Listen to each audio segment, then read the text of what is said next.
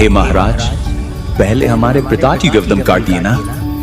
सोचिए वो मंजर कितना भयानक और अमानवीय होगा।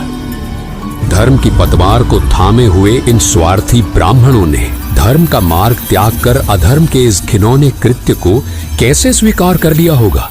जो धर्म सत्य, करुणा और अहिंसा का प्रतीक है, उसे उन लालची पंडों ने लोभ और क्रूरता की भेंट चढ़ा दी। ये दृश्य केवल मानवता का अपमान नहीं था, बल्कि धर्म और विश्वास के नाम पर किए गए सबसे बड़े छल का प्रतीक था। ये 15वीं सदी का दौर था। कबीर परमेश्वर जी भक्ति युग की मशाल जला चुके थे और उनका उद्देश्य था पाखंड और अंधविश्वास की जड़ें उखाड़ फेंकना। उनकी शिक्षाओं और उनके अद्वितीय आध्यात्मिक ज्ञान ने आदि सनातनी भक्ति को फिर प्रकाशित करते हुए उस काल के पाखंड रूपी तंबू में आखिरी कील ठोक दी थी। इस समय स्वर्ग प्राप्ति की झूठी आस में हजारों बुजुर्ग दंपत्ति अपनी अंतिम श्वास लेने के लिए आने लगे। काशी के लालची पंडों ने इस स्थिति का फायदा उठाते हुए उन बुजुर्गों की सेवा और देखभाल के नाम पर उनके बच्चों से भारी धनराशि वसूल करनी शुरू कर दी। श्रद्धालु अपनी आस्था और माता पिता की स्वर्ग प्राप्ति की लालसा में इन लालची पंडितों को मनमानी रकम देते गए।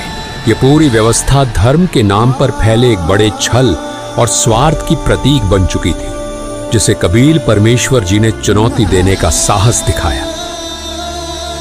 कुछ समय बाद जब काशी के पंडित इतने बुजुर्गों की सेवा और देखभाल करने में असमर्थ हो गए, तो उन्होंने अपने स्वार्थ और लालच को पूरा करने के लिए एक नया षड्यंत्र रचा।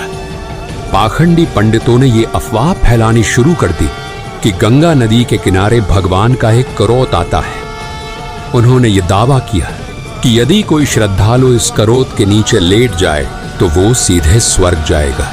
इस करोत के नीचे लेटने की प्रक्रिया के लिए ये पंडित स्वर्ग जाने की फीस वसूलने लगे। ये भ्रामक धारणा और पाखंड इतनी तेजी से फैलने लगा कि भले भले श्रद्धालु जल्दी स्वर्ग प्राप्ति की लालसा में अपने गले कटवाने तक तैयार हो गए। और जब इस पाखंड ने अपनी सीमाएं लांघ दी, तब कबीर परमेश्वर जी ने इसे चुनौती दी। कबीर परमेश्वर जी ने अंधविश्वास और पाखंड की जड़ें हिलाने के लिए एक ऐतिहासिक और साहसी निर्णय लिया।